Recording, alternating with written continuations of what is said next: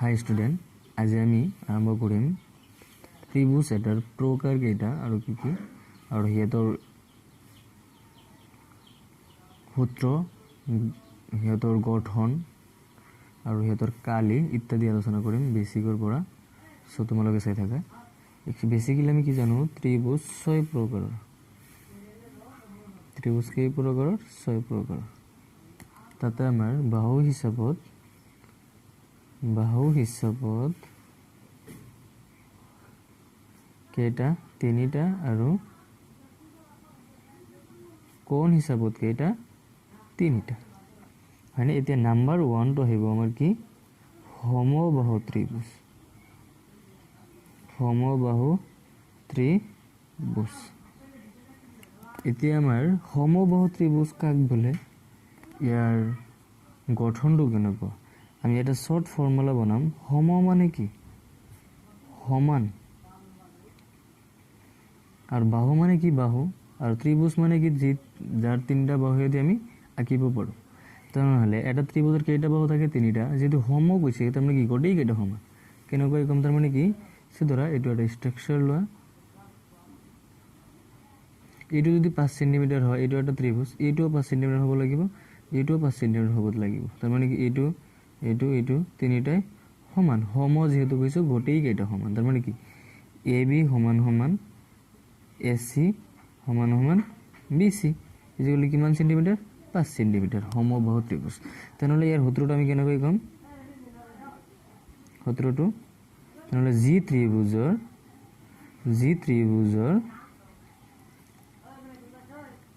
তিনিওটা কি বাহুৰ দৈৰ্ঘ্য কিমান?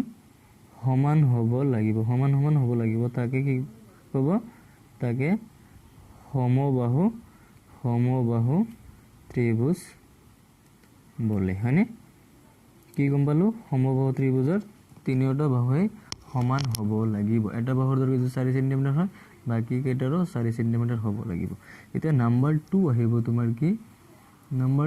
তোমাৰ কি? সমদ্বিবাহু ত্ৰিভুজ। সমদ্বিবাহু ত্ৰিভুজ। এতিয়া সমদ্বিবাহু ত্ৰিভুজ কি? আমি ফাৰ্স্টত কি গম পালো? সম মানে কি? সমান। ফাৰ্স্টতটোত কিন্তু আমাৰ উল্লেখ কৰা নাছিল কিমানটা সমান, যাৰ কাৰণে আমি তিনিওটাই সমান কৈছো। সমবাহু তাৰ মানে কি? তিনিওটাই সমান। এতিয়া সেকেন্ডত কি কৈছে? সমদ্বি। দ্বি মানে কিমান? দুটা বাহু কি? সমান হ'ব। সমদ্বি মানে দুটা বাহু সমান। দ্বি মানে কি? সমান। তাহলে কি এটা ত্রিভুজ হ'বলৈ হলে 3টা বাহু লাগে, তাৰে কেইটা বাহু সমান? 2টা বাহু সমান। তাহলে আমি কেনেকৈ কম সূত্ৰটো? জি ত্ৰিভুজৰ কি? জি ত্ৰিভুজৰ দুটা বাহুৰ দৈৰ্ঘ্য কি? সমান। তাক কি ক'ব? তাক সমদ্বিবাহু ত্ৰিভুজ বলে। হয়নে? সমদ্বিবাহু ত্ৰিভুজ বলে। তেনেহলে কি সমদ্বিবাহু ত্ৰিভুজৰ আমি স্ট্ৰাকচাৰটো কেনেকৈ আঁকিম? যেহেতু দুটা বাহু সমান, তেনেহলে কি আমি দুটা বাহু সমান কৰি এটা ত্রিভুজ আঁকি লম। এইটো যদি 4 সেন্টিমিটার হয়, তেনেহলে এইটো আমি 4 সেন্টিমিটার, যিকোনো দুটা সমান দিম। তেনেহলে কি এইটো কি ডাঙৰ হয় নে? এই দুটাতকৈ এইটো আছে তোমাৰ 6 সেন্টিমিটাৰ। এইটো আৰু এইটো সমান। 3টা বাহু আছে টোটাল, তাৰে দুটা বাহু সমান। নামাকৰণ দিয়া পি কিউ। আর তাতে কি তোমার পি কিউ সমান সমান কিউ আর কিমান সেন্টিমিটার? 4 সেন্টিমিটার। আৰু পি আৰ সমান সমান কিমান? 6 সেন্টিমিটাৰ। হয়নে? এতিয়া আমি গম পালো সমবাহু ত্ৰিভুজ মানে কি? যাৰে 3টা বাহু সমান। সমদ্বি। দ্বি মানে কি? দুটা। যাৰ কেইটা বাহু সমান হ'ব? 2টা বাহু সমান। তাকে কি ক'ব? আমাৰ সমদ্বিবাহু ত্ৰিভুজ বুলি কোৱা হয়। এতিয়া আহিব তোমাৰ 3rd নম্বৰ। কি আছিল? বিষমবাহু ত্ৰিভুজ। 3rd নম্বৰ কি আছিল? বিষমবাহু ত্রিভুজ।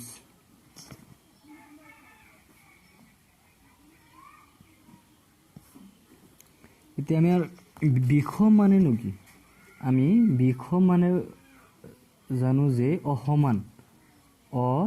অসমান মানে সমান নহয়। তার মানে কি? বিষম ইয়াত উল্লেখ কৰা নাই, খালি কৈছে বিষম বাহু ত্ৰিভুজ। দ্যাট মিনছ কি তিনিটা বাহুৱেই তোমাৰ অসমান হ'ব, বেলেগ বেলেগ দৈৰ্ঘ্যৰ হ'ব। এটা যদি তোমাৰ 4 সেণ্টিমিটাৰ হয় আৰু এটা হ'ব তোমাৰ 5 সেণ্টিমিটাৰ হ'ব পাৰে, বা আৰু এটা 7 সেণ্টিমিটাৰ হ'ব পাৰে। তাৰমানে কি তিনিটা বেলেগ বেলেগ হয়নে? তেন্তে যিহেতু বিষম মানে অসমান, তেনেহ'লে এইটো ত্ৰিভুজৰ বিষম বাহু ত্ৰিভুজৰ তিনিটা বাহুৰ দৈৰ্ঘ্য বেলেগ বেলেগ হ'ব। ইয়াৰ সূত্ৰটো আমি কেনেকৈ লিখিম? যি ত্ৰিভুজৰ আমি সবকেইটাৰ লগত যি ত্ৰিভুজ লগাম, এইটো যে লগাম তাৰমানে তাৰ উদ্দেশ্য হ'ল যে আমি কি জানো যে এটা ত্ৰিভুজ হ'বলৈ তিনিটা বাহুৱেই লাগে, আমি এইটো জানো। গতিকে তিনিটা বাহুৰ দৈৰ্ঘ্য হিচাপত আমি বাহু হিচাপত পাৰ্ট পাইছোঁ, সেই পাৰ্টকেইটাৰ আমি সূত্ৰ লিখি আছোঁ আৰু জানি আছোঁ। সেইকাৰণে আমি লিখি আছোঁ যি ত্ৰিভুজৰ তিনিওটা বাহু অসমান বা সমান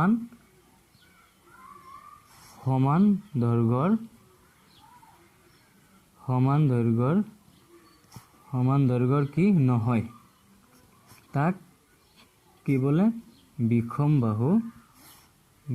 বাহু ত্ৰিভুজ বলে, হয়নে? এতিয়া তেনেহ'লে তাৰ ষ্ট্ৰাকচাৰটো কেনেকুৱা হ'ব? আমি কি জানো তিনিওটা বাহুৱে তোমাৰ বেলেগ বেলেগ দৈৰ্ঘ্যৰ হ'ব লাগিব।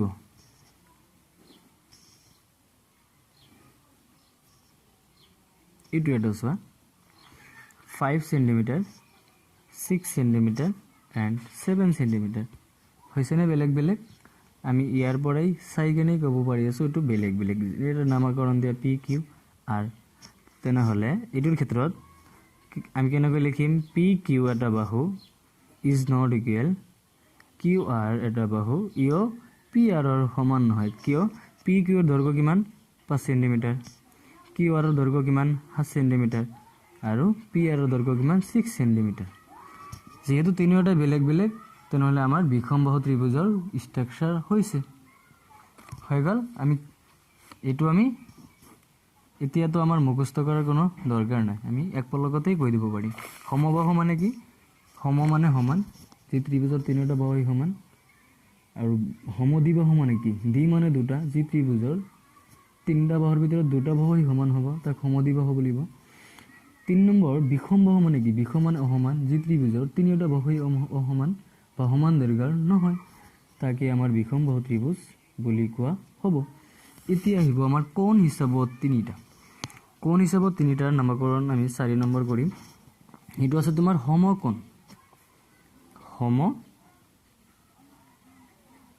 সমকোণী ত্ৰিভুজ। সমকোণী ত্ৰিভুজ মানে কি? সমকোণ আমি কি শিকিছিলোঁ?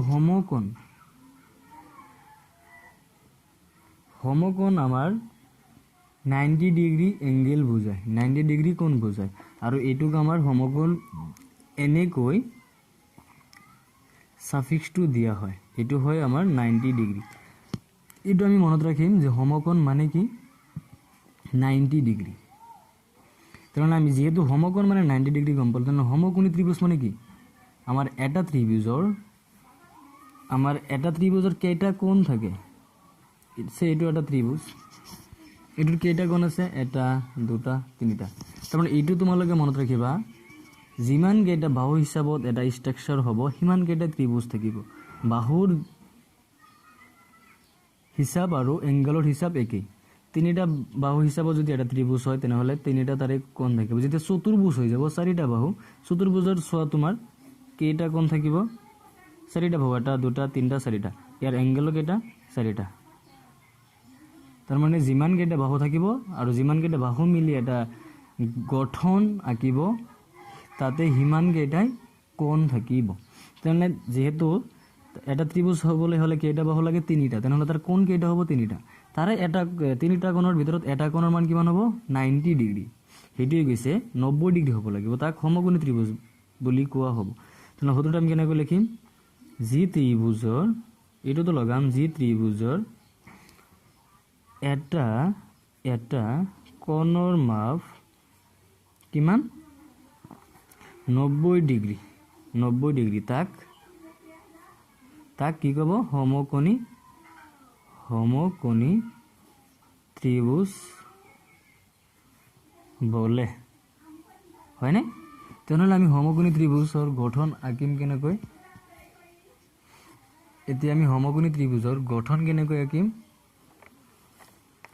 যেহেতু সমকোণ মানে কি গম পালো ভূমিৰ ওপৰত আমাৰ এটা বাহু উলম্ব হৈ থাকিব লাগিব যেতিয়া এটা ভূমিৰ ওপৰত সে ধৰা এইটো এটা ভূমি এইটো এটা আমি ভূমি আঁকিলো ইয়াৰ ওপৰত যেতিয়া এটা উলম্বভাৱে এটা থিয় হ'ব এই ভূমিৰ লগত যেটো বাহু উলম্ব হৈ থাকিব এই বাহুটি ভূমিৰ লগত 90 ডিগ্ৰী এংগেল কৰিব দ্যাট মিন্স উলম্বভাৱে থাকিলে তাত 90 ডিগ্ৰী কাৰ লগত কৰিব ভূমিৰ লগত তো তেনেহ'লে আমি এটা উলম্বভাৱে এটা ষ্ট্ৰাকচাৰ আঁকিম এইটো আমাৰ ভূমি তাৰ ওপৰত এইটো এটা বাহু আঁকিছো উলম্বভাৱে আৰু এই দুটা বাহুক আমি সংযোগ কৰি দিছো তেনেহ'লে যত উলম্ব হৈ থাকিব তাতে কিমান ডিগ্ৰী হ'ব 90 ডিগ্ৰী সোৱা এইটোৰ মান কিন্তু 90 ডিগ্ৰী নহয় এইটোৰ মান 90 ডিগ্ৰী নহয় এটা কোণৰ মান কিমান 90 ডিগ্ৰী এ বি সি কোনটো কোণৰ মান 90 degree A B C angle এন্টো হল আমাৰ কোণৰ চিন A B C is equal to 90 degree that means A B C এটা সমকোণী ত্ৰিভুজৰ গঠন হয় ওকে যদি তোমালোকৰ বুজাত ইজি হৈ থাকে বা ভিডিওটো যদি ভাল লাগে তোমালোকে লাইক শেয়াৰ সাবস্ক্ৰাইব কৰিবা এতিয়া হা 5 নম্বৰ আমাৰ কি আছে হ'ব সূক্ষ্ম কোণী কি কোণী সূক্ষ্ম কোণী ত্ৰিভুজ এতিয়া হা সূক্ষ্ম কোণী ত্ৰিভুজ মানে কি সূক্ষ্ম মানে কি আমি এইটো আগতে জানিলাম সূক্ষ্ম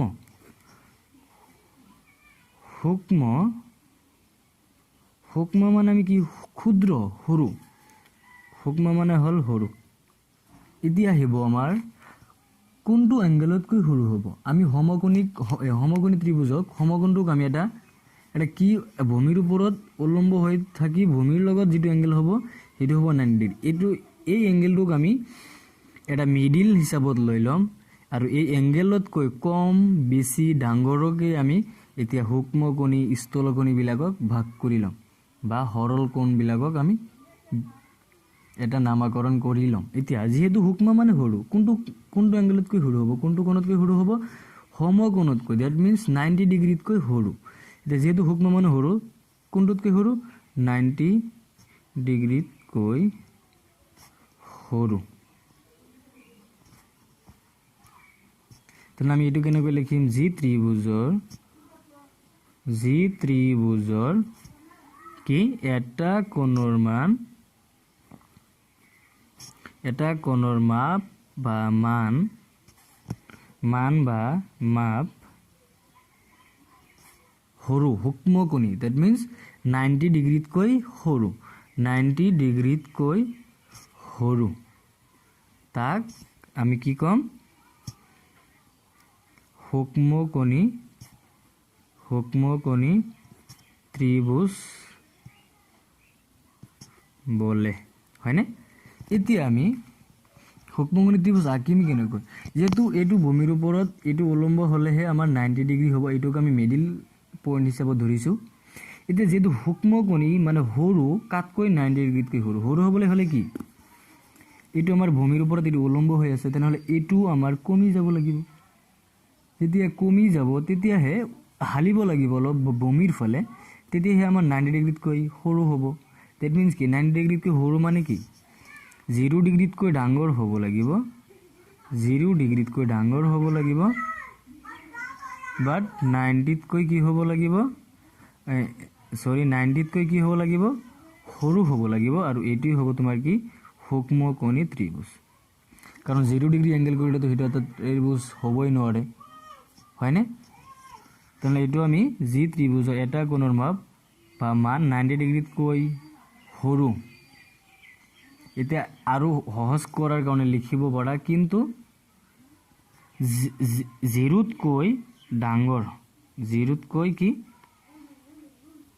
ডাঙৰ 0 কৈ ডাঙৰ তাক সূক্ষ্ম কোণী ত্ৰিভুজ বলে ওকে এতিয়া আমাৰ আৰু ইজি হৈ গ'ল। ডেট মিনছ কি 0 হ'ব নোৱাৰে। 0 এইটো আমি লিখিলেও গম পাম, নিলিখিলেও গম পাম, কাৰণ 0 ডিগ্ৰী হ'বলৈ হ'লে এটা ত্ৰিভুজ নহ'বই। যেতিয়া কেইটামান বাহু একলগ হ'ব তেতিয়া আমাৰ এটা এংগেল হ'বই, সেইটো 0তকৈ ডাঙৰ হৈয়ে যাব। তেনেহ'লে এতিয়া আমি ত্ৰিভুজটো কেনেকৈ আঁকিম? যেহেতু আমাৰ এইটো আছিল তোমাৰ 90 ডিগ্ৰী ভূমিৰ ওপৰত উলম্ব হৈ থকা, এতিয়া যিহেতু এইটো 90 ডিগ্ৰী তেনেহ'লে এইটোতকৈ অলপ কম হ'ব লাগিব। যিমান দিওঁ সেইটোৱে আমাৰ সূক্ষ্মকোণী হ'ব ত্ৰিভুজ। এতিয়া ধৰা আমি এইটো হ'ল 60 ডিগ্ৰী। 60 ডিগ্ৰীটো কি 90 ডিগ্ৰীতকৈ কিমান সৰু, বাট 0তকৈ ডাঙৰ। তেনেহ'লে এইটো এটা আমাৰ সূক্ষ্মকোণী ত্ৰিভুজ বুলি কোৱা হয়। অ'কে, ইজি হৈ আছেনে? এতিয়া আহিব তোমাৰ লাষ্ট নম্বৰ 6 নম্বৰ আছে তোমাৰ কি স্থূলকোণী ত্ৰিভুজ। স্থূলকোণী ত্ৰিভুজ, স্থূল মানে কি ডাঙৰ বুলি ধৰা, যদি আমি ধৰি লওঁ স্থূল মানে কি ডাঙৰ বুলি যদি ধৰি লওঁ, এতিয়া আমি মিডিল পইণ্ট কাক ধৰিছোঁ? সমকোণক, মানে সম মানে 90 ডিগ্ৰী কোণক। তেনেহ'লে এইটো কোনটোতকৈ ডাঙৰ হ'ব? 90তকৈ ডাঙৰ হ'ব, 90তকৈ ডাঙৰ হ'ব। বাট কিন্তু কি হ'ব তোমাৰ 180তকৈ 180তকৈ কি হ'ব? সৰু হ'ব। কিয় হ'ব সৰু হ'ব? এতিয়া আহিব 180তকৈ কিয় সৰু হ'ব? কাৰণ আমি কি 180 ডিগ্ৰী আঁকিব হ'লে কেনে এনেকৈ আঁকিম, কাৰণ এটা বৃত্তৰ অৰ্ধকোণকে আমাৰ কি বুলি কয়? বৃত্তৰ কোণৰ মান কিমান? 360। যেতিয়া ইয়াক আমি অৰ্ধ কৰি ল'ম, আধা কৰি ল'ম, তাৰ পৰিমাণ কিমান হ'ব? 180। এতিয়া যেতিয়া আমাৰ আৰু এইটো কোণক আমাৰ কি কয়? সৰল কোণ বুলি কয়, আৰু সৰল কোণৰ মান 180 ডিগ্ৰী। এতিয়া এইটো কোণ হিচাপত যদি আমি কৰোঁ, তেতিয়া এইটোতো এটা ত্ৰিভুজ নহয়, কাৰণ বৃত্তৰ অৰ্ধভাগটো এটা ত্ৰিভুজ আঁকিব নোৱাৰোঁ আমি। চ' সেইকাৰণে 180তকৈ সৰু হ'ব লাগিব, কিন্তু 90তকৈ ডাঙৰ হ'ব লাগিব। ডেট মিনছ 175 হ'ব পাৰে, 120 হ'ব পাৰে, 160 হ'ব পাৰে, 100 হ'ব পাৰে। এইবোৰ আমাৰ কি স্থূলকোণী ত্ৰিভুজ। ডেট মিনছ কি গতিকে 90তকৈ ডাঙৰ বাট 180তকৈ সৰু। তেনেহ'লে এইটো আমি কেনেকৈ লিখিম? যি ত্ৰিভুজৰ এটা কোণৰ মাপ, এইটো আমি কেনেকৈ লিখিম? যি ত্ৰিভুজৰ এটা কোণৰ মাপ কিমান হ'ব? 90তকৈ ডাঙৰ বাট কিন্তু 180তকৈ কিমান হ'ব? সৰু হ'ব। কিয় হ'ব আমি গম পালোঁ? সৰু। তাক কি কয়? তাক কি ক'ব তোমাৰ?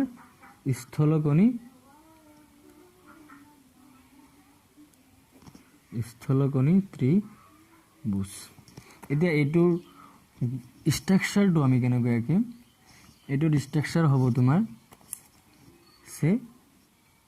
এতিয়া 90 ডিগ্ৰী আমি কি গম পাইছিলোঁ?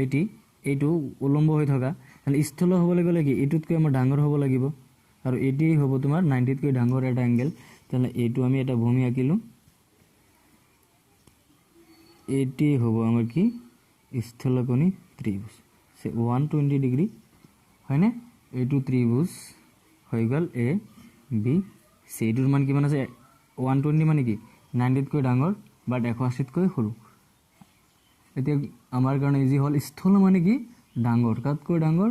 90তকৈ ডাঙৰ বাট 180তকৈ সৰু হ'ব। কিয়? কাৰণ 180 হ'লে আমাৰ সৰল কোণ হৈ যাব, আৰু সৰল কোণত আমি ত্ৰিভুজ আঁকিব নোৱাৰোঁ। সূক্ষ্মকোণী মানে কি সৰু, সূক্ষ্ম মানে সৰু, কাতকৈ সৰু? 90তকৈ সৰু, বাট 0 ডিগ্ৰী হ'ব নোৱাৰে। কিয়? 0 হ'লে আমি এটা ত্ৰিভুজ আঁকিব নোৱাৰোঁ, কাৰণ যেতিয়া তিনিটা বাহু হিচাপত এটা গঠন কৰিব, সংযোগ হ'ব, তেতিয়া 0তকৈ ডাঙৰ ত্ৰিভুজ হ'বই, হয়নে? 0 ডিগ্ৰীতকৈ ডাঙৰ ত্ৰিভুজ হ'বই। সেইকাৰণে আমাৰ সূক্ষ্মকোণীত 0তকৈ ডাঙৰ হ'ব আৰু 90তকৈ সৰু হ'ব, তাকে সূক্ষ্মকোণী ত্ৰিভুজ বুলি কোৱা হ'ব। আমাৰ ত্ৰিভুজৰ প্ৰকাৰ, ডেফিনেশ্যন, গঠন একেবাৰে হৈ গ'ল। এতিয়া আহিব আমাৰ ত্ৰিভুজৰ কালি। অলপ আমি আলোচনা কৰিম। যেতিয়া ত্ৰিভুজৰ এৰিয়া আহিব, যিটো এটা ক্ষেত্ৰফল হ'ব ত্ৰিভুজ এটা, ধৰা এইটো এটা ত্ৰিভুজ, নিশ্চয় এইটো এটা ক্ষেত্ৰফল আছে, হয়নে? এইটো এটা ক্ষেত্ৰফল আছে, তাৰ পৰিসীমা আছে, তাৰ কালি আছে, ইত্যাদি চব আছে। এতিয়া আমি খালি ফাৰ্ষ্টত সমকোণী ত্ৰিভুজৰ কালিটো আমি আজি আলোচনা কৰিম। সমকোণী ত্ৰিভুজৰ কালি কি? সমকোণী ত্ৰিভুজ মানে কি? এইটো এটা সমকোণী ত্ৰিভুজ হয় 90 ডিগ্ৰী এ বি সি। সমকোণী ত্ৰিভুজৰ কালি এইটো হয়। এতিয়া এইটো ত্ৰিভুজৰ কালি কি হ'ব আমি কি জানিছিলোঁ? হাফ ইনটু ভূমি ইনটু উন্নতি। এইটো হ'ল তোমাৰ কি? কালি। এতিয়া এইটো ত্ৰিভুজক কি আমি এইটোৰ ক্ষেত্ৰত এইটো ফৰ্মুলা দিও আমি কালি বাহিৰ কৰিব পাৰিম, বাট পাইথাগোৰাছৰ সূত্ৰ যদি ইউজ কৰিব হয় এইটো কি আছিল? কৰ্ণ স্কুৱেৰ ইজ ইকুৱেল টু ভূমি স্কুৱেৰ প্লাস লম্ব স্কুৱেৰ। এতিয়া এই ফৰ্মুলাটা কিন্তু আমাৰ পাইথাগোৰাছৰ সূত্ৰ, ইয়াক কয় আমাৰ পাইথাগোৰাছৰ সূত্ৰ। পাইথাগোৰাছৰ সূত্ৰ কিন্তু অনলি আমাৰ সমকোণী ত্ৰিভুজৰ ক্ষেত্ৰতহে প্ৰযোজ্য হয়, কাৰণ সমকোণী ত্ৰিভুজৰ ক্ষেত্ৰতহে আমি কি পাওঁ? লম্ব পাওঁ, ভূমি পাওঁ আৰু কৰ্ণ পাওঁ। এইটো হ'ব আমাৰ কৰ্ণ। এতিয়া কৰ্ণ কি? যে 90 ডিগ্ৰী এংগেলৰ অপোজিট বাহুটোৱে হ'ব আমাৰ কৰ্ণ, বা সমকোণী ত্ৰিভুজৰ বৃহত্তম বাহুটোৱে হ'ব আমাৰ কৰ্ণ বা অতিভুজ।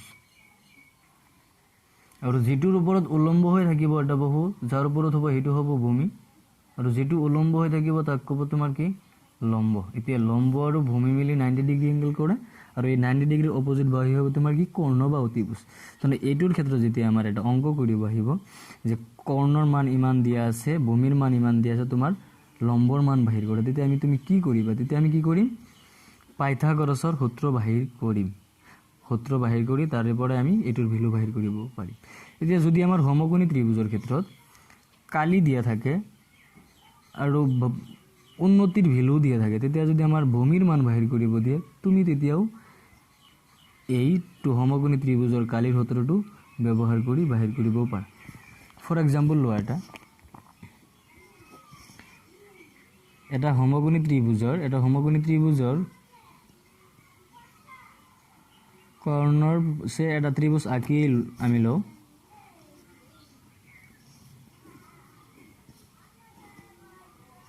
কৰ্ণ যদি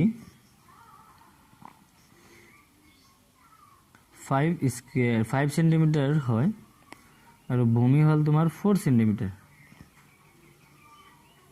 লম্ব হ'ল 4 সেন্টিমিটাৰ, বাট ভূমি is equal to what? A B C. এইটো তুমি কি ইউজ কৰিবা? এইটো আমি পাইথাগোৰাছৰ সূত্ৰ ইউজ কৰিম। কি জানো আমি? কৰ্ণ স্কুৱেৰ ইজ ইকুৱেল টু ভূমি স্কুৱেৰ প্লাস কি? লম্ব স্কুৱেৰ। এতিয়া আমি কি জানো? কৰ্ণৰ মান জানো, লম্বৰ মান জানো, ভূমিৰ মান বহাই দিম। কৰ্ণৰ মান কিমান আছে? 5, তাহলে 5 স্কুৱেৰ হ'ব। ভূমিৰ মান আছে নেকি? নাই।